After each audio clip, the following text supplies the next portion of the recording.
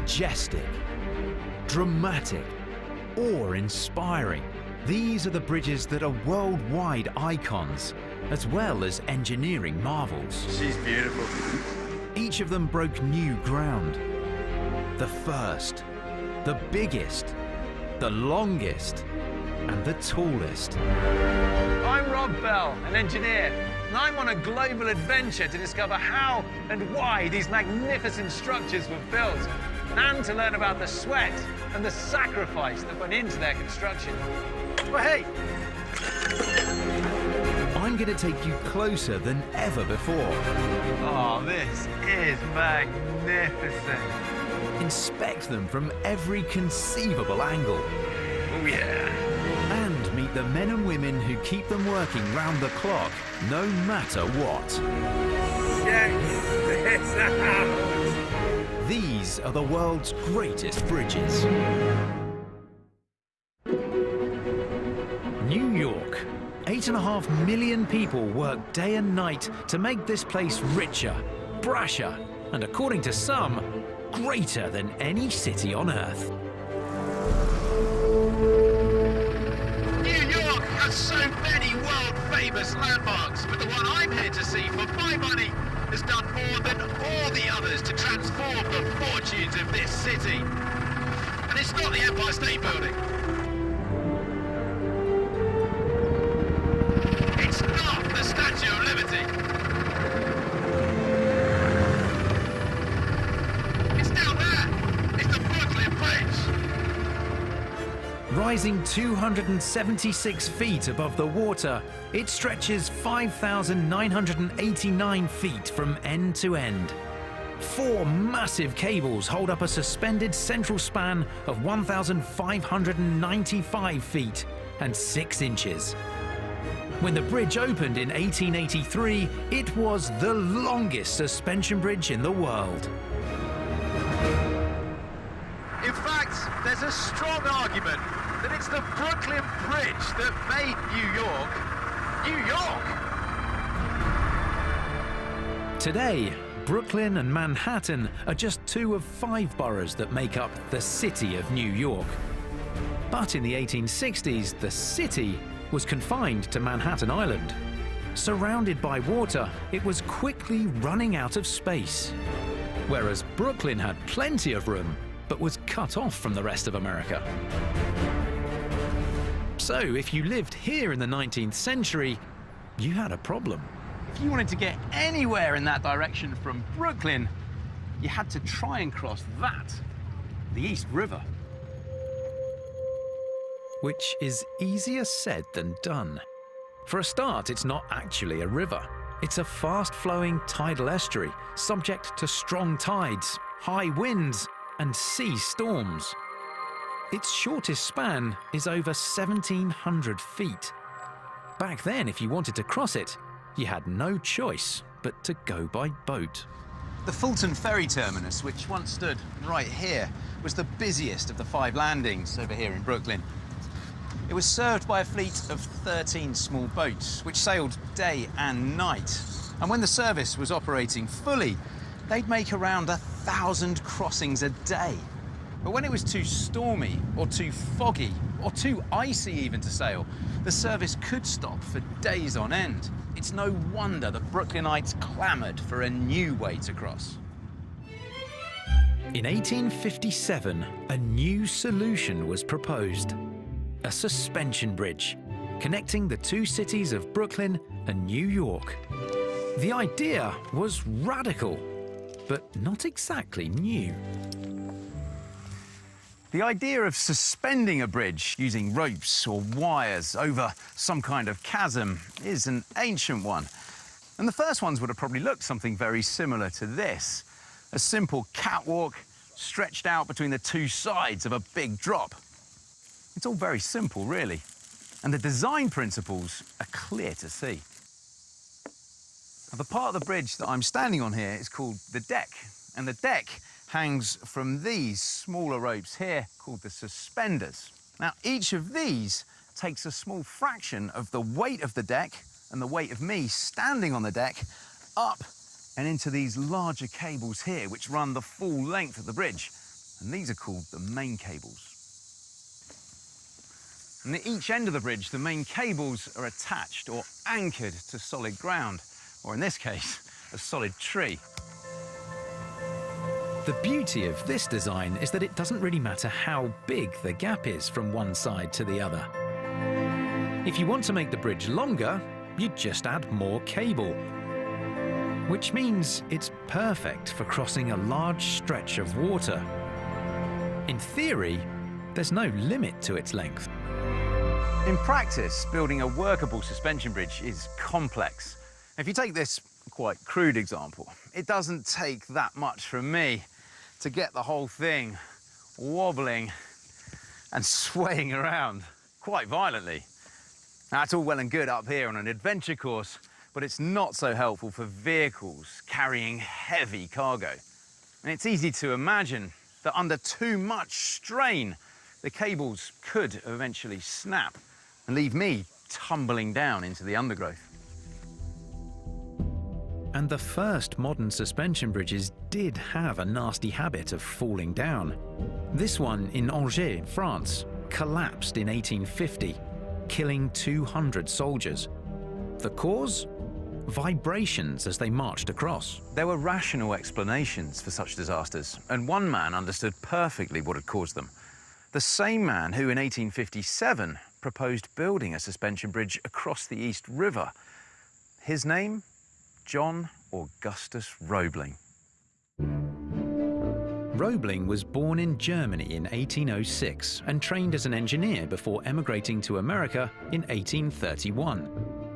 Famously difficult, arrogant and humorless, Roebling had few close friends. But what he lacked in friendship, he made up for in money. What made Roebling rich was this: rope made from metal wire.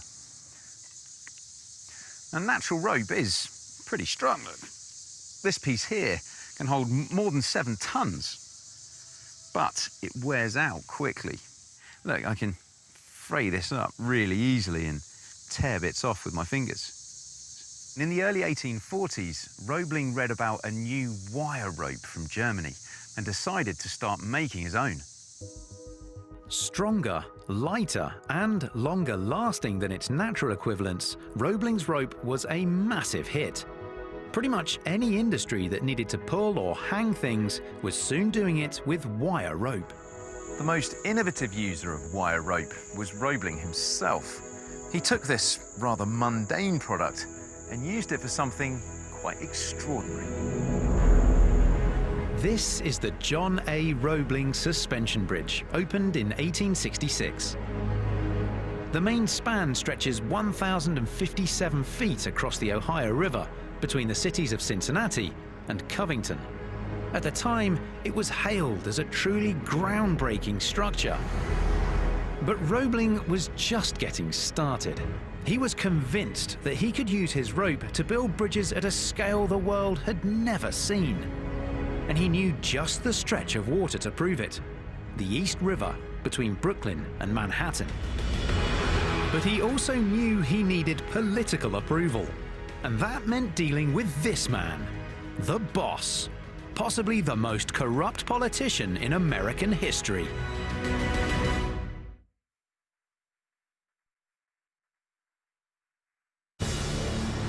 The Brooklyn Bridge, a structure that changed engineering forever. When it opened in 1883, it wasn't just the longest suspension bridge on Earth, but the most revolutionary.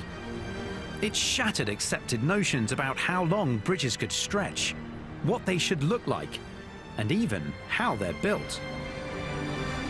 Brooklynites supported the idea from the off. They were fed up of the old ferries and wanted the bridge as soon as possible. In 1867, leaders here at Brooklyn City Hall agreed to buy $3 million worth of stock in the newly formed New York Bridge Company. But without the support of New York City Council on the other side of the East River, this bridge would never get off the ground. Not only did they require an additional $1.5 million of funding, they needed the city's approval to acquire the land for anchorages and approach viaducts. And there was only one place to get that approval. Anyone who wanted anything done in 1860s New York didn't bother going to City Hall. They visited Tammany Hall, once the headquarters for the Democratic Party. The man in charge was William McGeer Tweed. He'd never been mayor or governor. He wasn't a judge. But his grip on New York was so absolute, everyone called him Boss Tweed. He was, and still is, a candidate for most corrupt politician in American history. At his height, he had control over almost every elected politician and judge in the city. Over his 25-year reign, Tweed embezzled at least $200 million, the equivalent of about $5.5 billion today. Like it or not, if Brooklynites wanted a bridge, they needed help from Boss Tweed. Taking bribes was such an everyday occurrence for Tweed. Nobody could later recall exactly how much he asked for, but it was somewhere between $55,000 and $65,000. Now, this was at a time when New York lawyers were making $3,500 a year, and where ordinary labourers would earn $1 a day. Tweed not only took the cash, he also demanded a controlling stake in the bridge company. But once he got what he wanted, all opposition to the project magically evaporated. The so-called Great Bridge was at last underway. At its helm, the man who'd first proposed it a decade earlier, John A. Roebling. Roebling's Cincinnati Bridge had proved that his wire cable was the perfect material for making long suspension bridges. Prior to that, suspension bridges used chains made from metal links.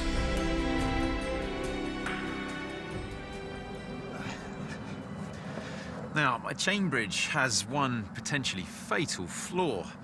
To paraphrase a well-known term, a chain bridge is only as strong as its weakest link. Let me show you. If I take my bike chain tool here and I remove one pin, now it only takes one link on a chain suspension bridge to fail, and the whole thing comes crashing down.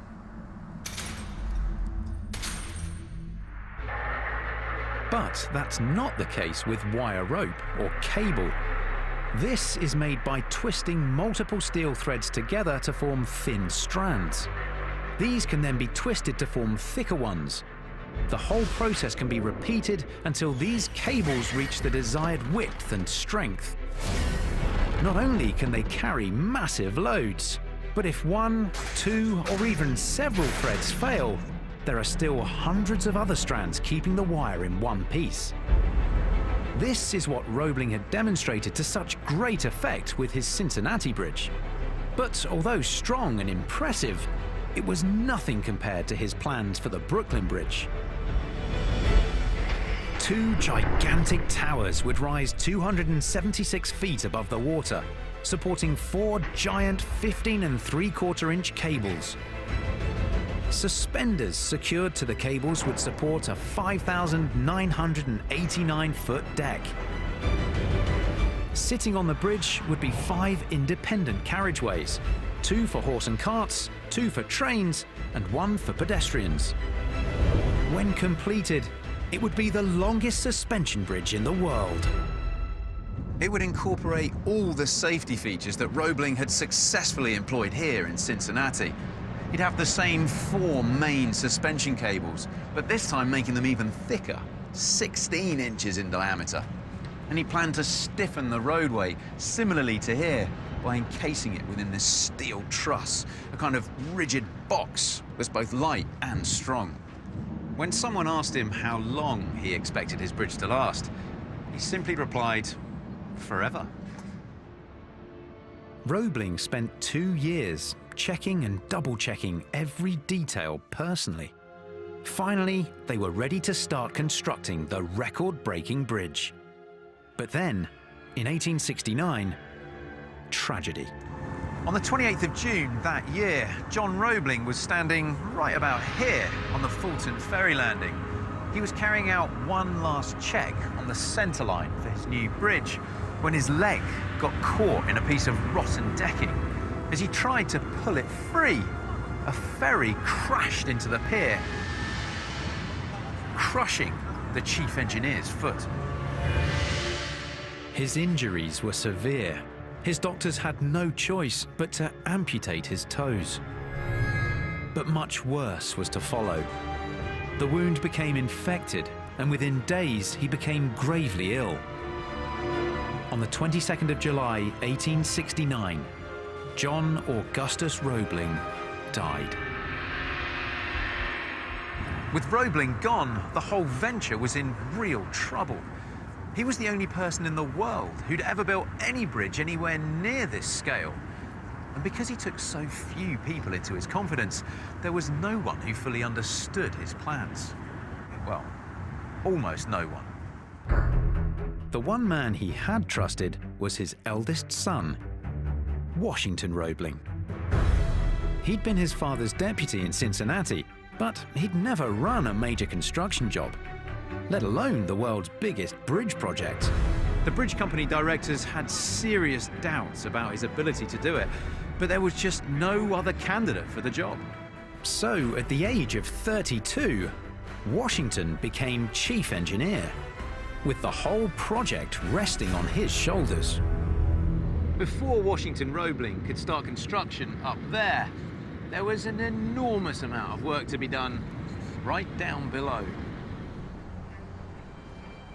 The entire weight of the bridge, all 14,680 tons of it, are sitting on the two towers, which in turn are resting on giant subsea foundations on the riverbed. Creating a solid base for towers this big, in waters this deep, was something not even the departed John Roebling had ever attempted. The way to do it was with a caisson. A caisson is basically just a big upside-down box that's sunk to the bottom of the riverbed. Compressed air is pumped in, creating an air pocket. Inside the caisson, workers can dig away at the riverbed, sinking the caisson lower and lower, whilst on the surface, another group extends the top of the tower to keep it above the waterline. Eventually, the caisson will come to rest on bedrock, at which point it's filled with concrete and rubble, creating a permanent foundation. The New York caisson was floated out to this point here in 1871, and the Brooklyn caisson over there a year earlier. Now, each was 14 feet high, and at a length of 168 feet by 102 feet wide, they were bigger than the size of 4 tennis courts combined. In fact, I'm not far off being directly above one of the corners of the New York caisson here now. Washington Roebling personally designed the caissons, inventing a method of removing the spoils without disturbing the pressurized atmosphere. A central column would run to the bottom of the caisson, into a water sinkhole, which the men would fill with dirt and rocks. Then huge grabbers would descend from the top and remove the rubble. Despite these advances, life in the caissons was hellish. The manual labor was backbreaking, and the pressurized atmosphere made it difficult to breathe. The men working in the caissons became known as sandhogs. Most were Irish, Italian, or German immigrants, attracted by the generous pay of $2 per 4-hour shift. But working in the caissons could be a death sentence. Sandhogs would suddenly get gravely ill or become paralyzed. Others would climb to the surface, go home, only later to collapse and die in agonizing pain. These unpredictable bouts of illness and deaths remained a mystery until the bridge company's surgeon, Dr. Andrew Smith, put forward his own theory. Smith observed that the deeper the caisson, the more severe the symptoms, and the longer the sandhog spent inside, the more susceptible they became.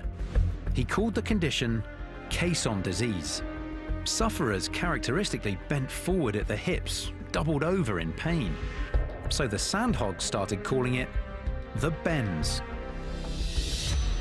Nowadays, we call the condition decompression sickness, and we understand exactly why it happens. I've come here to the Diving Diseases Research Centre in Plymouth to experience just a bit of what those sandhogs were going through. This hyperbaric chamber will mimic the conditions of the Manhattan caisson's final depth, 78 feet, by steadily increasing the air pressure. As I descend and the pressure increases, my bloodstream and body tissue start absorbing nitrogen in the form of microscopic bubbles. These bubbles start to compress under the pressure, just like this exercise ball.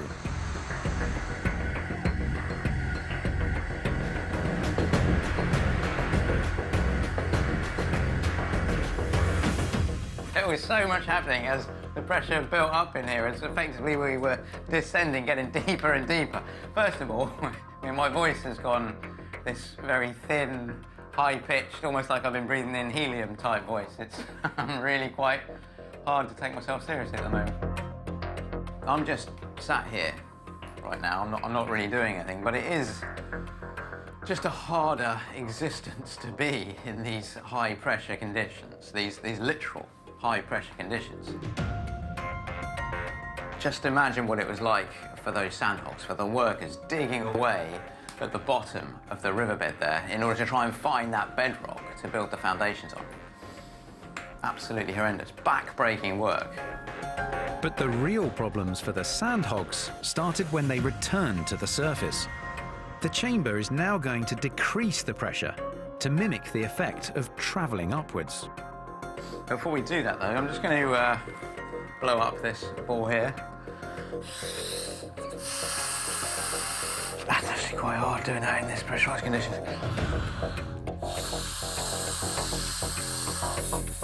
Right, I've got my beach ball fully inflated there. We're going to see what happens to that as we go back up. Keep an eye on my exercise ball down here as well. What should happen as we go back up, as the pressure in here decreases, is those bubbles that were in my bloodstream here go from small to large. But because we're going to go up nice and slowly, those bubbles will be allowed to expand slowly and be able to get back to their normal size in atmospheric conditions and leave my body without any harm. The problem with the sandhogs is that they would leave the caisson into the airlock where the pressure would be released in an instant. Then those bubbles would expand far too quickly for their bodies to cope with, bursting arteries and veins, damaging their soft tissues in their body, and could possibly lead to an excruciating death.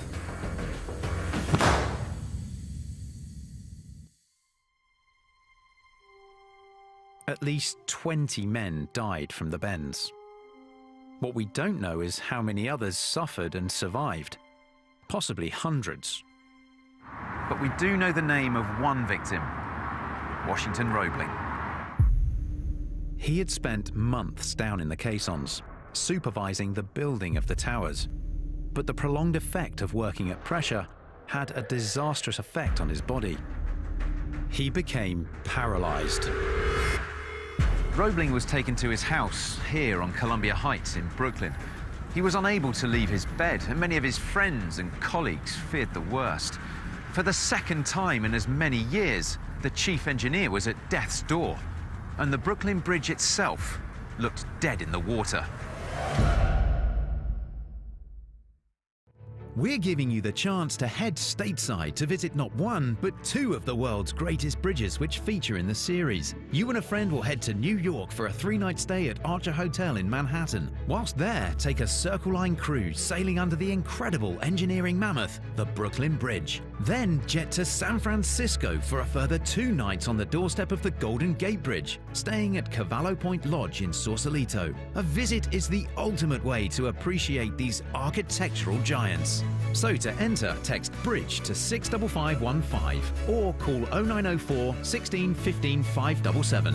Or post your name and number to Bridge PO Box 7557 Derby DE1 0NP. Texts cost £1.50 plus 1 message at standard network rate. Calls cost £1.50 plus your network access charge. Lines close at midday on the date shown on screen and 3 working days later for postal entries. For rules, go to channel5.com/win.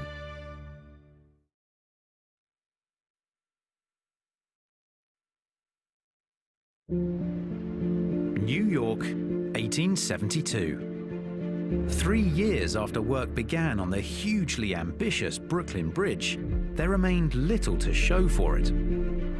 John Augustus Roebling, the designer and chief engineer, died before work even started. His son, Washington, who succeeded him, was now a recluse, never leaving his house here on Columbia Heights. He'd survived an encounter with the Bends, but his health was ruined. Despite being confined to his bedroom, Roebling Jr. was determined to finish the bridge. But in order to do so, he needed help. And the person he chose to provide it took everyone by surprise. It was his wife. Emily Warren had married Roebling in 1865. When he fell ill 6 years later, he started dictating instructions for his workmen via her. Verissa Blair is the director of the Roebling Museum. When Washington succumbed to his illness, what did Emily's role become over and above that kind of high society wife? We often refer to her as a woman ahead of her time. It was her effort, it was her fighting, it was her ensuring that the project continued to move along, because she is who we consider to be the very first female field engineer. Did Emily have a kind of engineering or technical background? No, she did not. She trained herself studying engineering and math on her own and educating herself so that she would be able to properly translate the information coming from her husband. Women certainly didn't work outside the home for the most part. They took care of their children and their homes. Not hanging out on a construction site? No, not hanging out on a construction site, not telling people what kinds of steel and metal were needed, not changing plans, not talking to other engineers.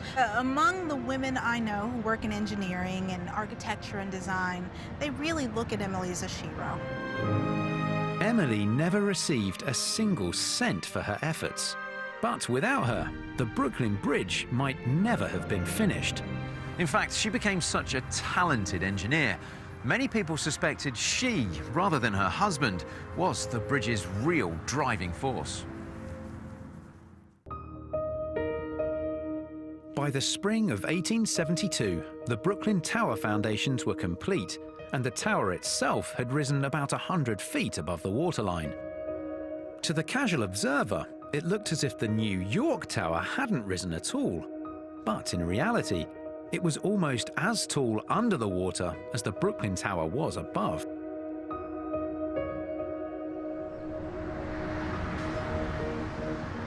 Here at the Brooklyn Tower, the caisson workers, the sandhogs, hit bedrock 44 feet down.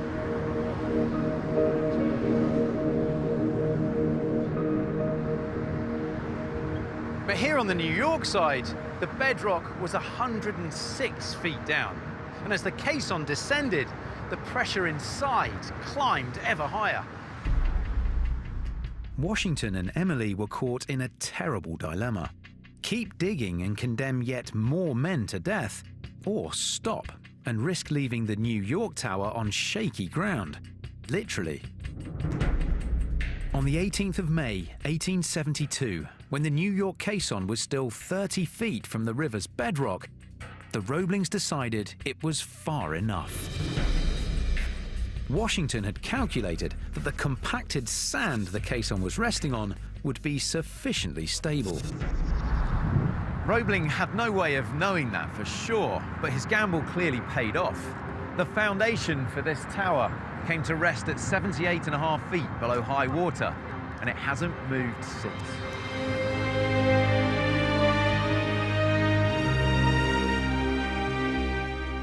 With Roebling watching from his bedroom and Emily on the work site, the two granite towers rose majestically from the water.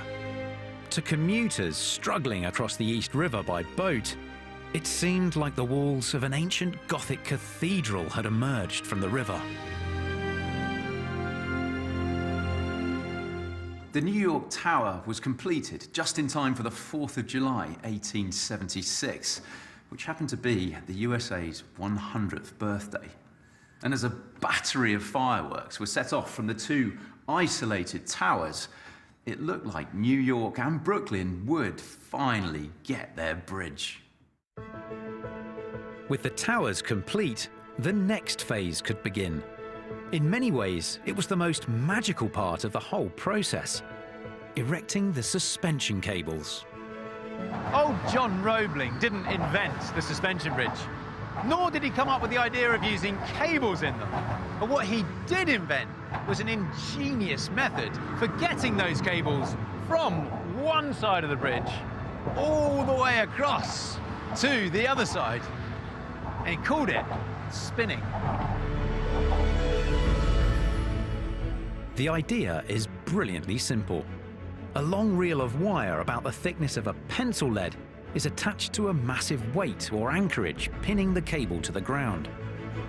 A spinning wheel attached to a pulley then unspools the wire, taking it over the top of the first tower, across the main river span, over the second tower, and down the far side where it's hooked to the second anchorage.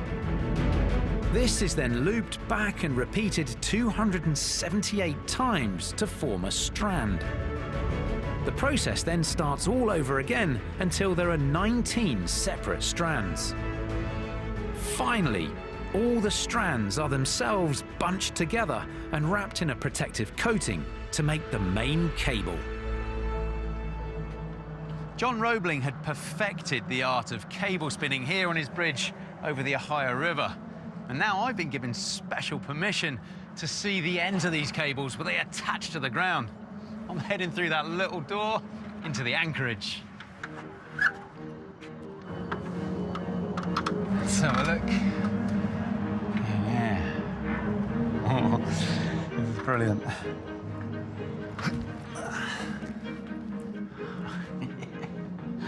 This is amazing.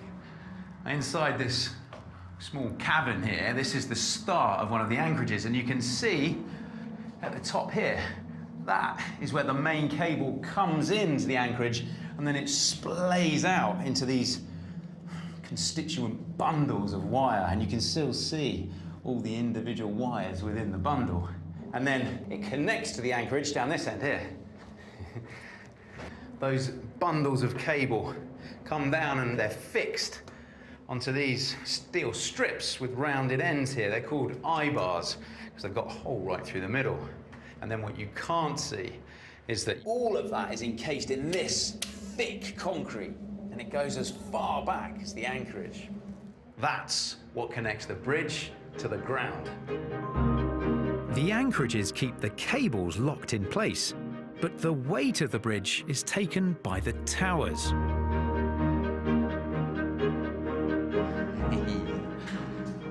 Here we go. Now, at the top of each tower here on the Roebling Bridge, the workmen had to carefully guide each strand of wire here across the top of this giant plate. Now, this is called the saddle, unsurprisingly. All the weight of the cables themselves, the bridge deck down below, the people and cars going across the bridge, any strain on the bridge caused by the wind, all of that weight, all of that force is transferred from the cables into the towers through the saddle at this point here. The saddles are what the whole bridge hangs off of. It's amazing to get up so close to it all. And of course, it's exactly the same principle as the Brooklyn Bridge, except that was a much larger project. Its 4 main cables would contain 5,434 wires each. If you unspooled just one and stretched the whole length of the cable out, it would reach from New York to London, and you'd still have a few miles left over. In an era when corrupt men like Boss Tweed were all too common, the Roeblings prided themselves on their honesty. Still, Emily surprised everyone when she announced to the board that Roebling & Sons would not be bidding on the contract for the cables. The rationale being that if someone else supplied the wire, the workmen would have no qualms in rejecting it if they found it to be faulty. But that's where the trouble started. The cable contract went to a local businessman, J. Lloyd Hay. It turned out he was an average manufacturer, but an exceptional crook. His first roll of cable was perfect, meeting the Roeblings' high standards in every way. Unfortunately, that wasn't the wire he sent over to the bridge. Instead, he supplied an inferior wire, too brittle and not nearly strong enough. It was almost a year before the fraud was detected, but by then it was too late. Miles and miles of bad wire had been spun into the cables. Weeding all of that out and removing it was just an impossible task. In November 1877, a furious Roebling removed the contract from Hay and started supplying the cables from his own factory. As for the bad wire, it's still in there. The Roeblings had designed their bridge to be so strong it could withstand such a weakness. And J. Lloyd Hay, he later went to prison for writing bad checks. On the 5th of October 1878, the last of the great cables was secured in place, and they could finally start constructing the deck. This involved hanging steel suspenders from the giant cables, which in turn would hold 8,000-pound steel floor planks. As these planks started slowly creeping out across the East River, New Yorkers could finally see the bridge taking shape, and the excitement was growing. By the time 1880 rolled around, the project was 11 years old and continuously dogged by hold-ups. The latest delay concerned the steel needed to make the giant truss around the bridge deck. Part of the problem was the sheer amount of material that the bridge needed. Roebling used more than 6,000 tons of steel to make the trusses that gave the bridge its stiffness. But this tendency to over-engineer everything, which had kept the project going after the wire fraud, was now threatening to undo it. The directors were growing impatient, and so was the public. Newspapers joked that one side of the bridge would crumble from old age before the other one was even finished.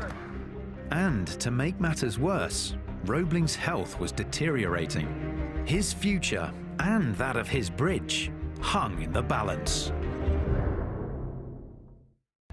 Remember, there's still the chance to win that trip to the States, giving you the opportunity to admire the Brooklyn Bridge in New York and the Golden Gate Bridge in San Francisco from the ground up. So to enter, text BRIDGE to 65515 or call 0904 16 15 577. Or post your name and phone number to Bridge, PO Box 7557, Derby, DE10NP.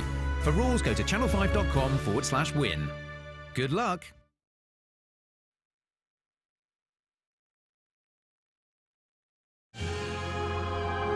The Brooklyn Bridge, the world's first truly long suspension bridge, is a wonder to behold as it soars gracefully over New York's East River. Now, close to a century and a half after it opened, it remains a vital link, carrying more than 100,000 vehicles a day between Brooklyn and Manhattan. It's hard to conceive of this city without its many giant bridges. But in 1880, it was looking like the people of Brooklyn and New York might never get one at all.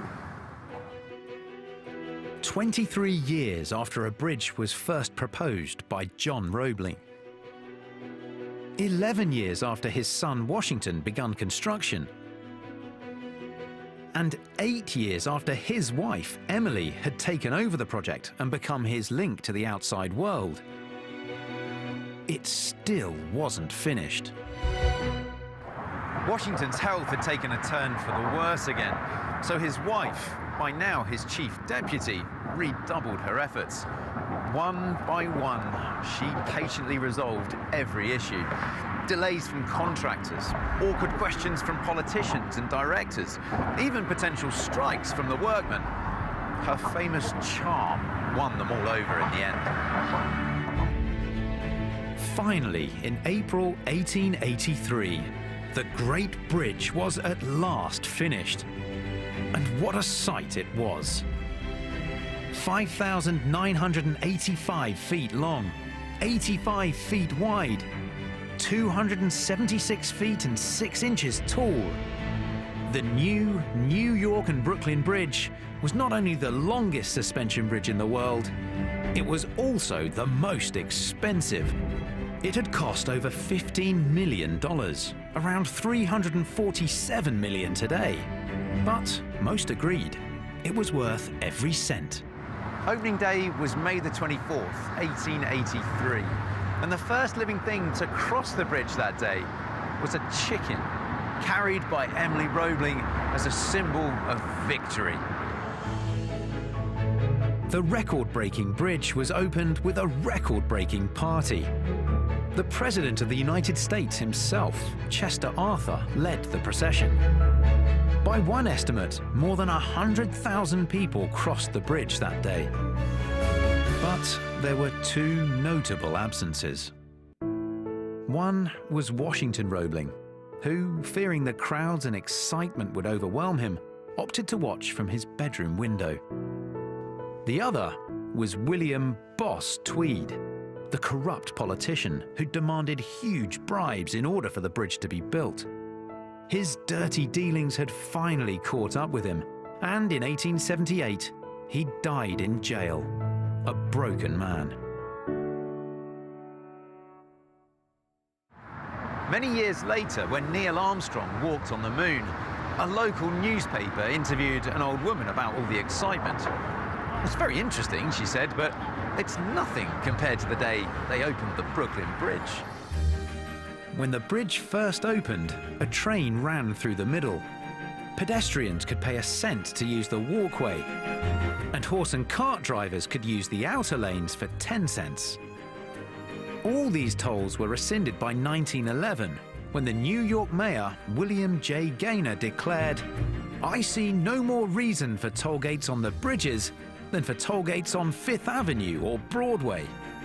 It quickly became one of the city's main tourist attractions. Unlike most bridges which squeeze pedestrians in alongside the roadway, this allowed people to rise above the vehicle traffic. This was the place to come and see the sights, the place to be seen. And it's every bit as popular today as it was back then. All in all, the bridge had done what John Roebling had promised at the beginning. It forged an ever greater bond between the two distinct cities on opposite sides of the East River. In 1898, the 5 boroughs of New York had become so interdependent, they merged into one great metropolis. And the city of New York, as we know it today, was born. Although people have been calling it the Great Bridge, newspapers on that side of the water had different ideas. As far as they were concerned, it was Brooklynites who'd been the driving force for this bridge since day one. And in 1915, the New York City Council agreed. It officially changed its name. From then on, it would forever be known as the Brooklyn Bridge. And it's since become one of the city's greatest icons. The bridge has seen various changes over the years. The addition of a bike lane to the upper walkway. And in 1950, perhaps the most important development of all, the removal of the 2 train tracks that ran along its centre to add new lanes for cars. But one thing about the bridge has remained constant. That's the challenge it's presented to other bridge designers. How far can you go? New York itself has responded to that challenge several times. First, with the Williamsburg Bridge off in the distance behind me, which set a new world record for length. That was later beaten by the George Washington Bridge across New York's other great river, the Hudson. Today, this city boasts 58 major bridges, and 4 of those have been world record holders. But ask any New Yorker which is their favourite bridge, you'll probably get the same answer. Gotta be Brooklyn Bridge. The Brooklyn Bridge. We'll say Brooklyn. Brooklyn. Brooklyn Bridge. It just feels like a living part of the city. I like the architecture and how beautiful it looks. At night it lights up and it just makes everything look pretty about this area. It's one of the safest bridges that we have. Roads have cops going back and forth. It's just beautiful.